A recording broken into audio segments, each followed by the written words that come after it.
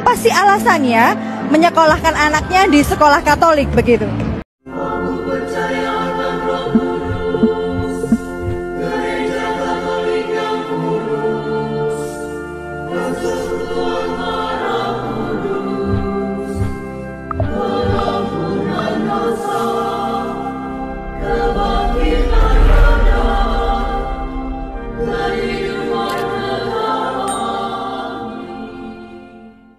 Salve sahabat Katoliku keren, sekolah Katolik sudah dikenal luas oleh dunia akan kualitasnya.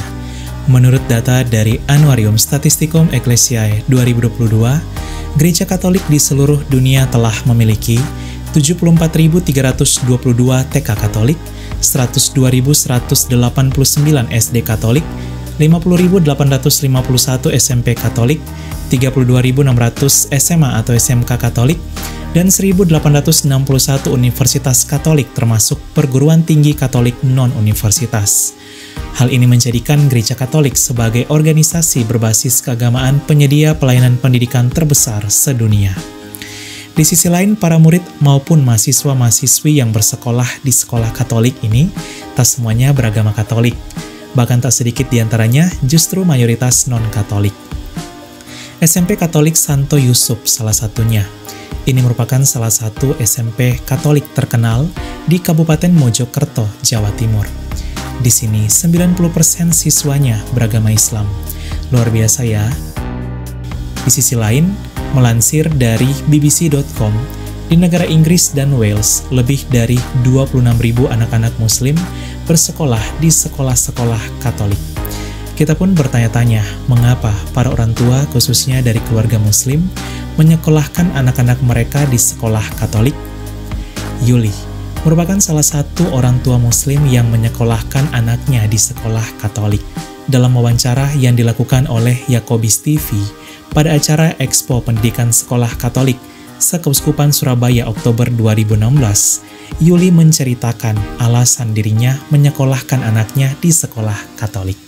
Sahabat Katoliku keren, yuk kita bantu saudara-saudari kita umat Katolik Buroko, Kabupaten Bolaang, Mongondo Utara dalam membeli tanah untuk pembangunan gereja. Puluhan tahun mereka harus menempuh perjalanan hampir sejauh 2 jam hanya untuk bisa beribadah. Hal ini karena mereka tak memiliki gereja sama sekali. Mereka harus pergi beribadah di stasi terdekat yang letaknya di ujung perbatasan kabupaten atau ke provinsi lain yaitu Gorontalo hanya untuk bisa beribadah. Buroko menjadi satu-satunya ibu kota kabupaten di Provinsi Sulawesi Utara tanpa gereja Katolik. Donasi dapat disalurkan di Bank BSG atau pilih Bank BPD Sulut 03102110052355 atas nama Paroki Santo Andreas Lolak Pantura. Mohon menambahkan angka 001 di belakang nominal transfer. Untuk konfirmasi donasi di nomor WA 082395354851. Donasi akan ditutup pada tanggal 30 Maret 2025. Seberapapun bantuan sahabat Katoliku keren, itu sudah sangat berarti bagi saudara-saudari kita umat Katolik Buroko. Terima kasih sahabat Katoliku keren, Tuhan Yesus membalas dengan berkatnya yang melimpah dan Bunda Maria mendoakan. Salve!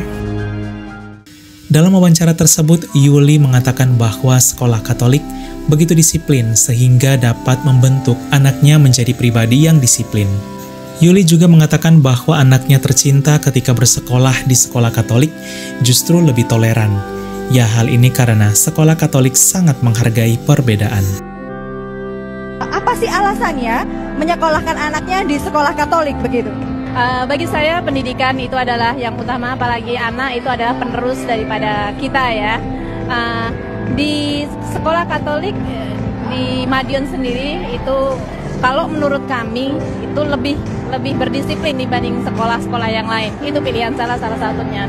Apakah Ibu tidak takut begitu ya tentang sekolah Katolik karena ini nanti kristenisasi terhadap anak-anak begitu? Bagaimana menurut Ibu? Selama anak saya belajar dan selama ini saya amatin, anak saya itu tetap menjalankan kewajiban dia sebagai orang Muslim dan dia di sekolah tetap berjalan dengan pelajaran yang ada di sekolah, dan dia lebih toleran dengan agama yang ada. Itu yang saya lihat dari anak saya, dan saya bangga untuk itu. Sahabat Katoliku keren, tak sedikit sekolah-sekolah Katolik juga menyediakan, bahkan menyediakan fasilitas peribadatan bagi para murid atau mahasiswa-mahasiswi yang beragama Islam, seperti musola. Hal ini bisa kita lihat juga di Unika Atmajaya Jakarta, kampus BSD, di mana terdapat musola yang dibangun untuk para mahasiswa-mahasiswi Muslim agar bisa beribadah. Di sisi lain, para murid dan mahasiswa-mahasiswi Muslim di sejumlah sekolah Katolik juga tak diwajibkan untuk mengikuti mata pelajaran agama Katolik. Ada juga mata pelajaran agama secara umum yang membahas nilai-nilai universal yang disediakan bagi para murid atau mahasiswa-mahasiswi dari Muslim, Protestan, Buddha maupun Hindu. Luar biasa ya, toleransi yang terpancar di dalam sekolah Katolik. Selain terkenal akan toleransi dan disiplinnya, sekolah dan universitas Katolik juga sudah terkenal akan kualitasnya.